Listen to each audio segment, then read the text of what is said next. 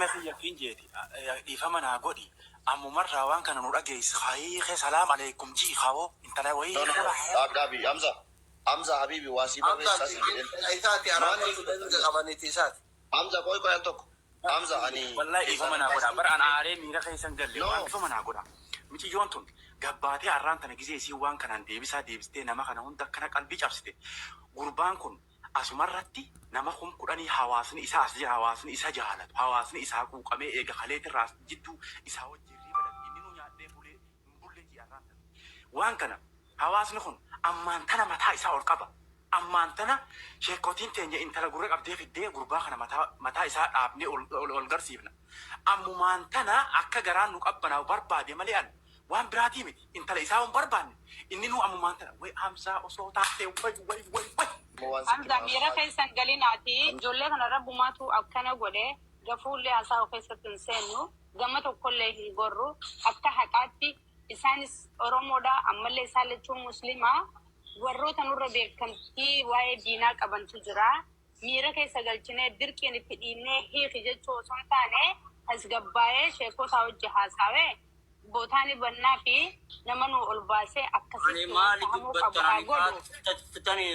na hasraasi maal taatan na hasraasi anin kun yoo na hasra anin kun nama ajendani. Fooniyyeen waan amaarri nun godhin nu goote. Harargee diinnin boochisin booniyyeen boochifte sigale. Kun akka harargeetti gartee nuuf salphinaa osoo namni dhugatti booniyyeen waan amaarri nun godhin.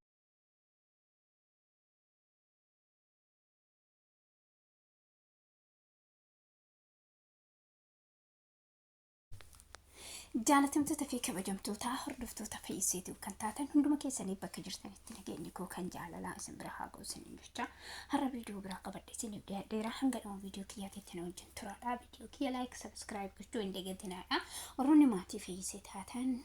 viidiyoo kiyya laayik sabskiraayib jabaadhu ittanii koomentii barreessuu keessaniif guddaa galatooma galata qabdan isiniin jechuun barbaada akkasumas warroonni maatii fayyiseetu ta'uu barbaadan fayyiseetu jettanii gara maatii kiyyaatiitti yoo makamtan sissimachuun jaaladha manni kiyya mana keessanii anaa dhufu isiniin jecha egaa viidiyoon ani har'a qabadhe isiniif dhiyaadhe akkuma torbee kana sooshaal miidiyaa kana irratti namoonni hedduun ajandaa godhatee akkasumas immoo jitu dhimma isaanii godhatee dhimma kana furuudhaaf baay'een isaanii kan akka ibsaa abbaa jaalalaa kan akka Hamzaa namoonni baay'een Mubaarak fi masoonni baay'een jechuudha irratti dubbachaa kan turan waa'ee ustaas Muhammad Bayaanii fi ustaas Booniyyeedha intala shawaati jechuudha egaa guyyaa dheengaddaa waliin jedhanii dubbattee jirti innis dubbateetu jira haa ta'u malee namoonni baay'een walii isaanii kana biraankidha meebii gargaarsuma waan barbaadaniif sababaan barbaadan jedhamee kan fudhatamee ture hojii isaa dhiisee aarsaa itti kaffalee maalummaa Booniyyee baruudhaaf suuta jedhee itti dhiyaatee wanta yaada ishin keessa jirtu hubachuudha baay'ee isaa kan xaare ibsaa abbaa jaalalaa Booniyyeerraa haasawa dheeraa torban tokko akka ajandaan kun jalqabeen haasaa dheeraa wajjin taasisaa ture irraa yaada ishii dhibbatti kan hubatus karaa maatii ustaazaa fi akkasumas hordoftoota tiktokii isaan hordofan hundarratti ibseeti kan turu akkasumas immoo nasraan isaan addaan ba'uu isaanii ishee bilbiltee gaafattee inni illee harka kiyya keessaa fudhadhee jira jechuudhaan deebisee jira haa ta'u malee jechuudha ustaansi kun yeroo ammaa jaalala Booniyyeetiin baay'ee qabamee miidhamee haala kanaan bu'uun isaa kan nama gaddisiisu ta'e isheen immoo jitu nama akkanaa jaalala keessa tursiisuudhaan ji'oota muraasa jaalala keessa tursiistee yeroo qaraatii gara Booniyyee osoo jedhu karaa jennanni karaa warra shawaati osoo jedhu waan baay'ee ka namoonni baay'een gowwaadha dayyuusa jechaanii turanii jechoota kana hunda dhiisee waan baay'ee dabarsee kana malees viidiyoon qullaa ishee dhiirota biratti yeroo bahu guyyaa argullee hamilee ishee hin cabsu homaamutti gaarummaaf ta'e jechuudha irra darbee egaa kun namummaa isaa nama boruuf abdatu tokko fi hunda kanaa kan dhiise haa ta'u malee guyyaa kaleessa ishiin deebii uummata irratti waliignee biraa isin wajjin ta'ee tanan jaartii biraa ustaazaa fuuna abbaa manaa kiyyaaf jechuudhaan dubbatte. Egaa kun waan baay'ee nama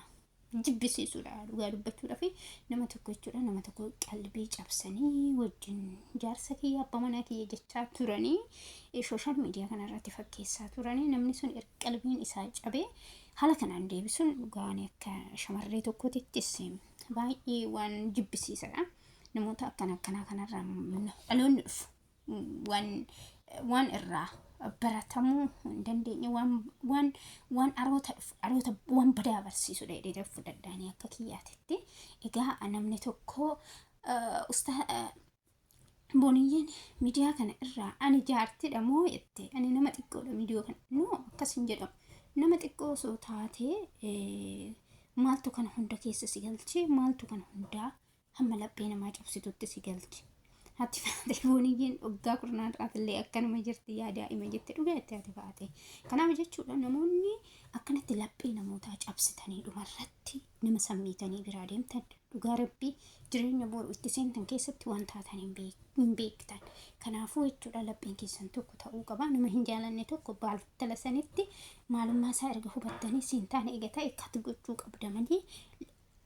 waan hunda dubbisiiftee imimmaan isaa gannettee laphee isaa cabsitee deemuu jechuun idoon kun beekumsa illee miti kun gootummaa keetillee miti gowwummaa keetiin jedhaanii gabaabumatti. Egaa dhugaa rabbii namoonni baay'ee miira keessa galanii jiranii akka shamarraniitittis baay'ee waan nama saalfachiisu akka sooshaal miidiyaa kana ijoollee Oromoo waan irra jiran yoo jedhamu waan nama saalfachiisu. Egaa waan natti dhagahame waanumaan dubbachuu barbaadee fi yaada fi qeeqa qabaattan koomentii jalatti naa barreessaa. Iddoon dogongoretti dhiifama isiniin jecha guyyaa gaarii turtii gaarii.